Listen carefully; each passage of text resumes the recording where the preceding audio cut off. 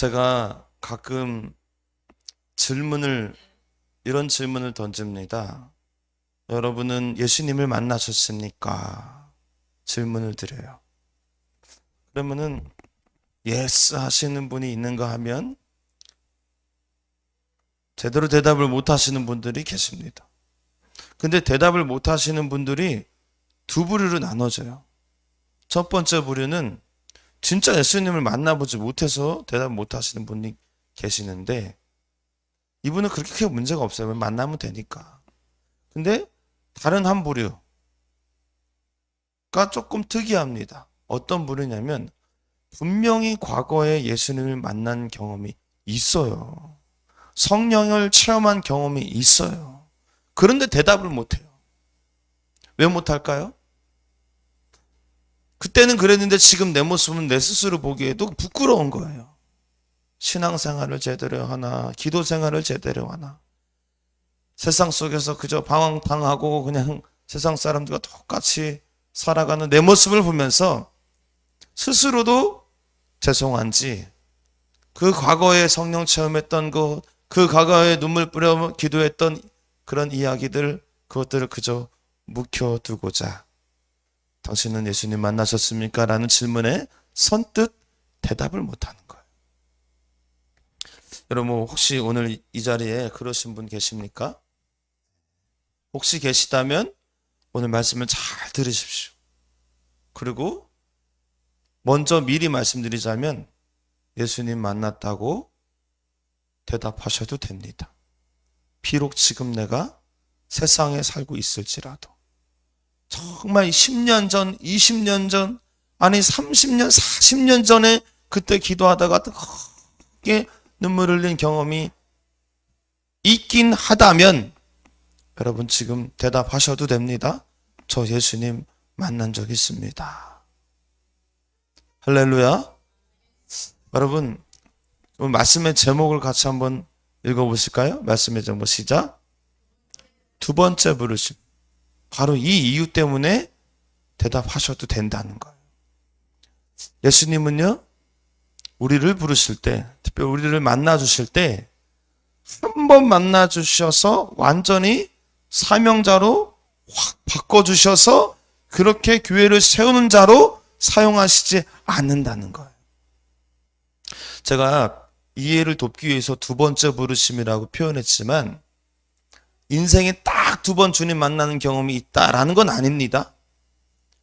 여러 번 있을 수 있는데 이 두 번째 부르심이라고 표현한 이유는 그 여러 만남 가운데 여러 체험 가운데 그저 예수님을 믿게 되는 정도, 교회 생활하는 정도, 내 개인적인 신앙생활 이어갈 수 있는 정도의 만남, 그 만남은 제가 첫 번째 부르심이라고 좀 표현을 드리고요. 두 번째 부르심은 교회를 세우는 자예요. 영혼을 살리는 자예요. 나 신앙생활하기 급급해서 교회를 가네 마네 이 정도는 첫 번째 부르심에서 끝난 거고요.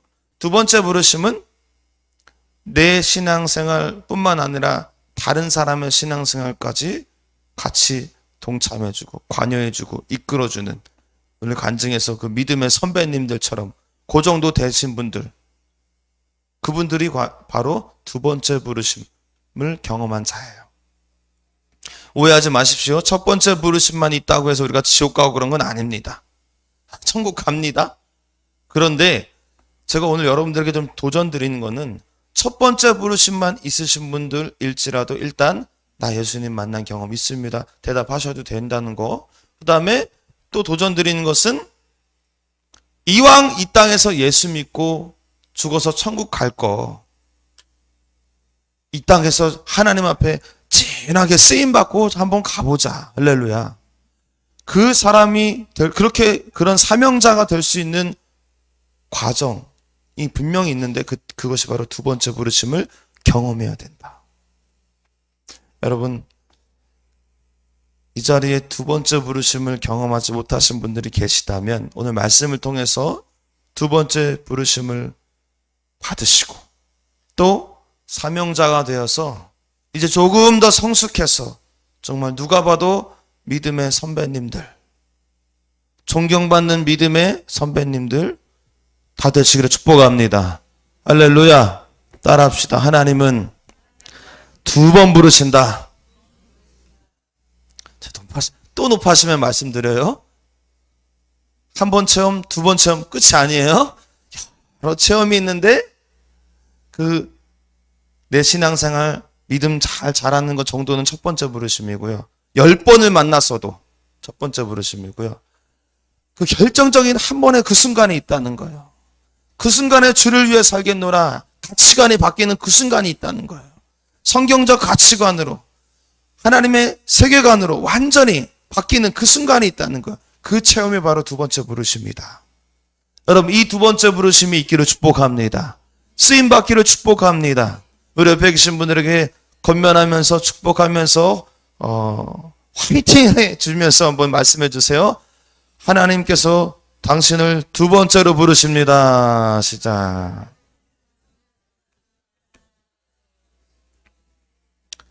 제가 성경의 인물을 잘 보니까는, 조금 분석해 보니까는 다 한 방에 그냥 부름받은 사람이 없더라고요. 첫 번째 부르심이 있고 2번째 부르심이 있더라고요. 근데 특징이 있습니다. 첫 번째 부르심 받고요. 그 다음에 그 2번째 부르심이 있는 그 중간에 항상 실패가 있어. 항상 좌절이 있더라고요. 모세도 그 가시떨기에서 하나님의 부르심을 받잖아요. 근데 그것을 첫 번째 부르심을 볼 수도 있고 2번째 부르심으로 볼 수도 있는데, 그런데 그렇게 부르심을 받고 바로에게 갑니다. 그런데 바로가 바로 마음이 바뀝니까? 기적이 일어납니까? 그렇지 않잖아요. 실패하잖아요. 그리고 다시 하나님 앞에 하소연하잖아요. 그때 하나님이 다시 불러주시고 다시 사명 주십니다. 그리고 다시 가니 하나님께 쓰임받는 종이 되는 거예요. 오늘 베드로가 오늘 주인공인데, 여러분 베드로 이야기 아마 헷갈리시는 분들이 계실 거예요. 아니, 베드로가 고기 잡다가 예수님께 부름받은 게 부활하시고 나서였나? 오늘 부활하시고 예수님 만난 장면이거든요. 인 것 같았는데 제자로 부름받을 때도 있었던 것 같은데, 성경을 아리까리 아시는 분들은 헷갈리는 거예요. 전혀 모르시는 분들은 그냥 아무 관심이 없으세요. 근데 긴가민가 하시는 분 계십니다. 제가 말씀드릴게요. 베드로가요, 물고기 잡다가 물고기 안 잡히는 스토리 있죠. 그러다가 예수님이 그물 던져봐 해가지고 잡았더니 막 물고기가 많이 잡혔다. 이런 스토리가요, 성경에 2번 나와요. 첫 번째가 바로 처음 예수님이 베드로를 제자로 부르실 때예요. 제자로 부르실 때. 마태복음 4장에 제가 읽어드릴게요. 잘 들어보세요. 말씀하시되 나를 따라오라. 나를 따라오라. 이게 부르심이에요. 나를 따라오라. 내가 너를 사람을 낚는 어부가 되게 하리라 하시니 그들이 곧 그물을 버려두고 예수를 따르니라. 이게 처음 예수님이 공생애를 시작하실 때 제자들, 특별히 또 베드로를 부르실 때 했던 장면이에요. 또 오늘 요한복음 21장 예수님이 십자가 사건 이후에 부활하셔서 베드로를 만나실 때 또 이렇게 부르십니다. 오늘 19절 말씀을 같이 한번 읽어볼게요. 19절 시작. 이 말씀을 하심은 베드로가 어떠한 죽음으로 하나님께 영광을 돌릴 것을 가리키심이러라. 자, 뭐라고 그래요? 그 다음에 이 말씀을 하시고 베드로에게 이르되 나를 따르라 하시니. 할렐루야. 마태복음 4장에서도 나를 따라오라 부르셨고요. 오늘 한참 지나서 정확하게 한 3년 반 지난 거죠. 지나고 나서 베드로에게 다시 나를 따르라 이렇게 부르세요. 저는 요거를 이렇게 표현하고 싶습니다. 그 마태복음 4장 처음은 첫 번째 부르심, 오늘 본문은 2번째 부르심. 어떤 차이가 있습니까? 첫 번째 부르심의 그 순간에는 그저 예수 믿는 수준인 거예요. 교회 나오는 수준인 거예요. 죄송합니다. 수준이라고 표현해서 단계라고 표현할까요? 교회 나오는 단계예요. 오늘 예배 드립시다. 그러면은 다 나오는 단계. 금요 성경 집회 나오세요. 그러면은 예 하고 안 나오고, 제발 좀 나오세요. 그러면 1년 만에 나오고, 2년 만에 나오고 그러다 또 안 나오고 또 3년 만에 나오고 이렇게 왔다 갔다 할지라도 교회 다니는 그 정도 단계. 군대 갔다 와서 처음 나오고 뭐 그 정도. 첫 번째 부르심이에요. 그러나 이 부르심은 분명히 있어야 됩니다. 없으면 안 돼요. 왜냐하면 예수 믿는 순간이기 때문에. 그런데요, 이 첫 번째 부르심 있다고 해서 베드로가 설교할 때 3,000명이 돌아오는 기적은 일어나지 않습니다. 왜? 두 번째 부르심이 없었기 때문에. 그리고 두 번째 부르심이 있기까지 그 과정 보십시오. 예수님도 배반하고 죄도 짓고 믿지 못하고 흔들리기도 하고 이런 과정이 다 있는 거예요. 누구처럼? 우리처럼. 그런데 오늘 본문 요한복음 21장의 두 번째 부르심 읽고 나서 미리 말씀드리자면 그때 부르심을 딱 받고 나서는 베드로가 사도행전을 여는 주역이 됩니다. 한 번 설교로 3,000명, 5,000명이 돌아오는 놀라운 사명자로 쓰임받습니다. 그 전에는 두 번째 부르심 받기 전에는 그냥 나 신앙생활하는 정도. 당신 예수 믿으세요? 네 하는 정도예요. 그리고 교회 출석해서 예배 드리고 끝나면 가는 정도예요. 그런데 두 번째 부르심 이후에는요, 베드로가요, 주를 위해 죽는 인생이 되는 거예요. 교회를 위해서 내 한 몸 희생하는 그런 신앙의 성숙도가 이루어지는 겁니다. 하나님 나라를 위하여서, 복음을 위하여서 내 가치관까지 깨부시는, 그 율법 깨부시는, 내 신념 깨부시는, 누구를 위해? 주를 위해. 나의 기쁨을 위해서 살아가는 것이 아니라 주의 기쁨을 위해서 살아가는, 예수님의 기쁨을 위해서 살아가는 그런 믿음의 삶이 되었다는 거예요. 언제? 두 번째 부르심 이후에.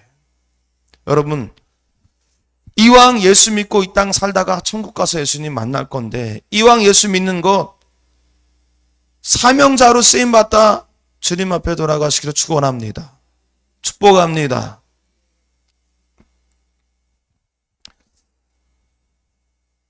두 번째 부르심이 있기를 축복합니다. 그런데 어떤 문제가 있습니까? 목사님, 저도 두 번째 부르심 받고 싶어요. 여러분, 그렇잖아요. 누구는 안 받고 싶습니까? 저도 받고 싶죠. 저도 주의 사명자로 쓰임 받고 싶죠. 안 불러주시는데 어떡합니까? 안 불러주시는데. 근데 그 말이 또 맞긴 맞아요. 하나님, 예수님께서 불러주셔야 우리가 아멘 하는데 안 불러주시는 걸 어떻게 합니까? 여러분 예수님이 불러주시면 다 아멘 하실 거죠? 다시 처음부터 설교를 해야 되나? 다시 질문할게요. 예수님께서 두 번째 부르심을 부르실 때 아멘 하실 것이죠? 아멘. 이 말이 맞다고 제가 말씀드린 것은 예수님께서 아무나 두 번째로 안 부르시기 때문이에요. 표현하자면 첫 번째 부르심은요, 표현하자면 아무나 부릅니다. 누구나 부릅니다. 특별한 자를 첫 번째로 부르시는 게 아니에요. 선택해서 너는 안 돼, 너는 돼가 아닙니다. 첫 번째 부르심은 누구나예요. 할렐루야. 왜? 예수 믿어야 되니까, 구원 받아야 되니까 다 부르는 거예요. 근데 아멘을 안 하고 안 오는 게 문제지. 저 사람은 하나님이 안 불러주셔서 이 자리에 없는 겁니다. 제발 그러지 마세요. 하나님은 그렇게 오해하지 마세요. 하나님은 모든 영혼이 구원받기를 원하시는 분이세요. 그 사람이 아멘을 안 했을 뿐이지 하나님이 안 부른 건 아니에요.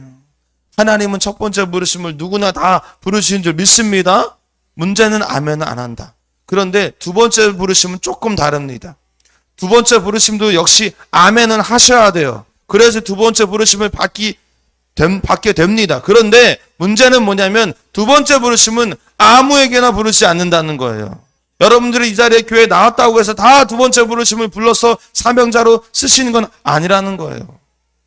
목사가 되라는 게 아니라 사명자가 되라는 거예요. 사명자. 교회를 세우는 주역, 이 믿음의 선배님들처럼 교회를 세우고 선교에 눈이 띄어지고 하나님 나라를 위해서 때로는 나를 희생하는 그런 자세, 그게 바로 두 번째 부르심을 받은 자의 모습이거든요. 또 그렇게 하나님께서 만드시거든요. 우리 그것을 사모해야 돼야 되겠죠. 근데 아무에게나 그런 부르심을 부르지 않는다. 조건이 있다는 거예요. 그 조건이 바로 오늘 본문 15절 17절에 나와 있습니다. 15절 17절 한번 읽어보겠습니다. 15절 17절은 여러분들이 조금 시간이 걸려도 읽어보셔야 됩니다. 같이 읽겠습니다. 15절 시작. 그들이 조밥 먹은 후에 예수께서 시몬 베드로에게 이르시되, 자, 여기까지 시몬 베드로에게 질문하는 겁니다. 왜 질문할까요? 의도? 얘가 지금 두 번째 부르심에 응답 받을 만한, 그렇게 쓰임 받을 만한 조건이 충족되어 있는가? 지금 그거 확인하는 거예요. 면접 보시는 겁니다. 면접. 우리 기업에 이 사람이 합당한가 면접 보는 거와 똑같은 거예요. 조건이 있기 때문에 질문하는 겁니다. 자, 계속. 요한의 아들 시몬아, 내가 이 사람들보다 나를 더 사랑하느냐 하시니 이르되 주님 그러하나이다. 내가 주님을 사랑하는 줄 주님께서 아시나이다. 이르시되 내 어린 양을 먹이라 하시고. 누구의 어린 양입니까? 내가 누구예요? 예수님이에요. 어린 양을 먹이라고 했다는 것은 사명을 주겠다는 거예요. 그럼 이 한 절에서 조건이 뭐라고 우리는 판단할 수 있습니까? 어떤 질문을 하셨고 어떻게 대답했기에 내 양을 먹이라 이렇게 사명을 넣어주신 거예요. 네가 나를 사랑하느냐? 네가 이 사람들보다 나를 사랑하느냐? 베드로가 뭐라고 얘기해요? 네, yes. 그래? 됐어. 통과. 이거예요, 이거. 두 번째 16절 시작. 또 두 번째 이르시되 요한의 아들 시몬아, 내가 나를 사랑하느냐? 또 말씀하시죠. 이르시되 주님 그러하나이다. 내가 주님을 사랑하는 줄 주님께서 아시나이다. 이르시되 내 양을 치라 하시고. 두 번째 조건이 있으셨나 봐요. 두 번째 질문을 하시는 거 보니까. 근데 그 두 번째 질문이 뭡니까? 네가 나를 사랑하느냐? Yes. 그러면 내 양을 치라. 또 사명을 주세요. 이제 조건이 다 맞춰지는 것 같아요. 세 번째 조건도 있나 봐요. 또 질문하십니다. 17절 시작. 세 번째 이르시되 요한의 아들 시몬아, 네가 나를 사랑하느냐 하시니 주님께서 세 번째 내가 나를 사랑하느냐 하심으로 베드로가 근심하여 이르되 주님 모든 것을 아시오매 내가 주님을 사랑하는 줄을 주님께서 아시나이다. 예수께서 이르시되 내 양을 먹이라. 여러분, 베드로 면접 통과. 두 번째 부르심 조건 충족. 그래서 예수님 말씀하시죠. 19절 끝에 나를 따르라. 이제는 베드로는 사도행전을 열며 복음이 땅끝까지 이르러 전파하는 그 시작, 초석을 닦는 그런 인물이 됩니다. 여러분, 제가 질문 드려볼게요. 지금 제가 드리는 질문은 여러분들을 하나님께 두 번째 부르심을 받고 사명자로 쓰임받을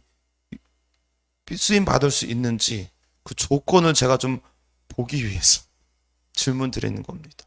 이 질문에 통과가 안 되시면은 여러분 계속 첫 번째 부르심에서 멈춰 있을 거예요.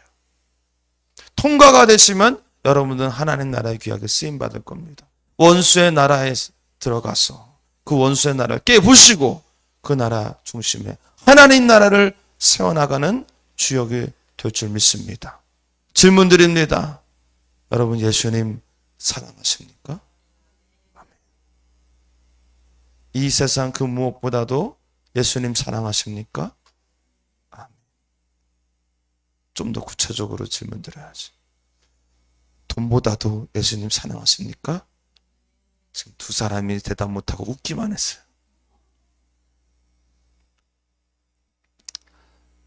내 생명보다도 예수님 사랑하십니까? 아멘입니다. 여러분, 예수님 사랑에 아멘이 되시는 분들, 여러분 두 번째 부르심을 받은 분들인 줄 믿습니다.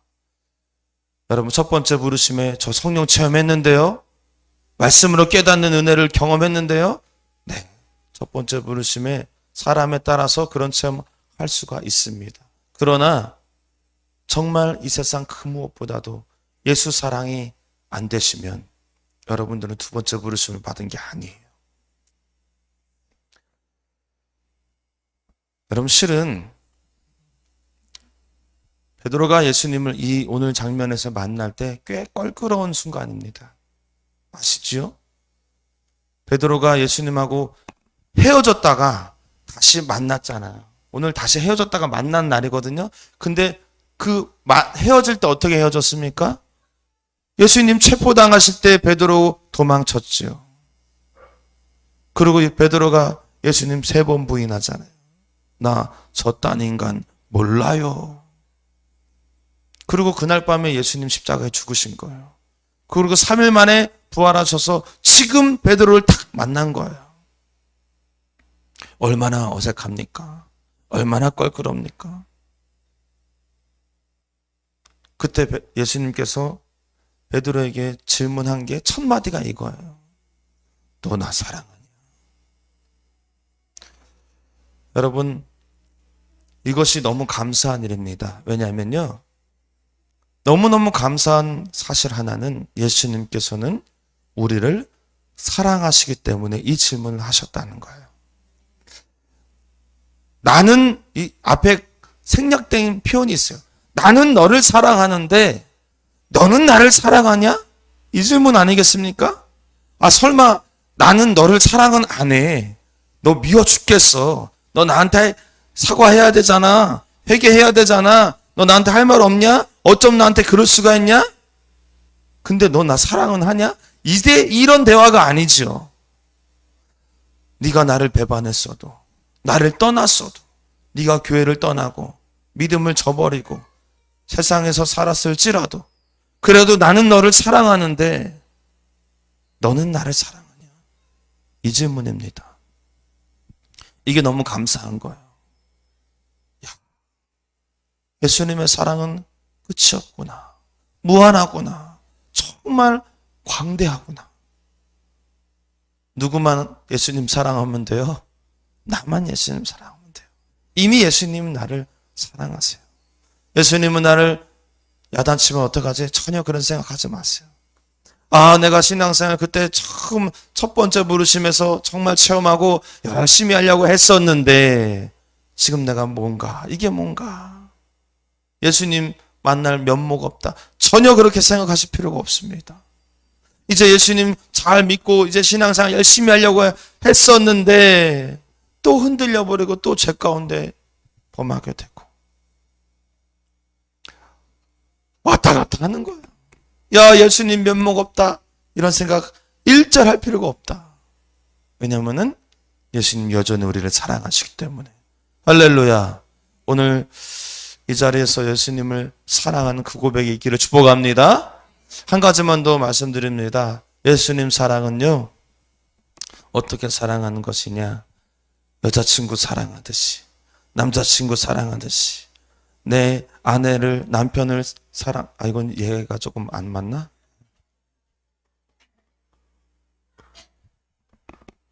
여러분, 그렇게 사랑하는 게 예수님 사랑하는 거예요. 아이고, 목사님 너무 불경스럽네요. 감히 예수님을 사랑하는데 여자친구 사랑하듯이 사랑하다니요. 남자친구를 사랑하다니요. 불경스러운 거 아닌가요? 불경스러운 거 하나도 없습니다. 여러분, 연애해 보셨죠? 연애하시면 어떤 마음 들어요? 길을 가다가도 오빠 생각, 버스를 타도 오빠 생각. 오빠 생각 안 나요? 안 나면 그게 연애하는 거냐? 밥을 먹어도 오빠 생각, TV를 봐도 오빠 생각이에요.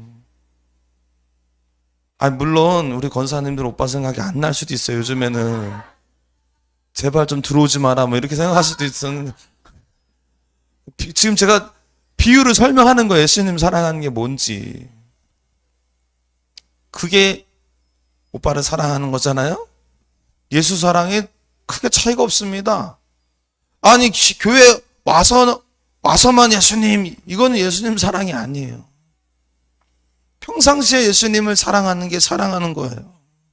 그런 사람을 하나님께서 두 번째로 부르신다는 거예요. 그저 예수님 사랑, 예수님 사랑, 예수님 생각. 버스를 타도 예수님 생각. 할렐루야. 제가 우리 지난주에 우리 선교사님 기도 받는 분들이 갑자기 줄을 서서 기도를 다 받았잖아요. 근데 한 권사님이 이렇게 이야기를 하는 거예요. 예전에 기도를 많이 했는데 교회가 멀어져 가지고 기도를 할 수가 없어 가지고 너무 이 마음이 답답해 가지고요. 안타깝습니다. 했더니 선교사님이 그럼 기도해 보자고 기도하는데 제가 아주 그 표현이 제 마음속에 확 꽂히더라고요. 이 선교사님이 뭐라고 이야기하시냐면은 이러는 거예요. 하나님 앞에 하나님 음성을 들으면서 대언해 주시는데 권사님 앞에 거 다 생략하고 그냥 핵심만 얘기할게요. 예수님을 생각하세요. 늘 예수님을 생각하세요 하면서 하는 말이 참 희한하네. 특이하네라는 표현을 쓰세요. 특이하네. 왜 특이하다고 표현했을까요?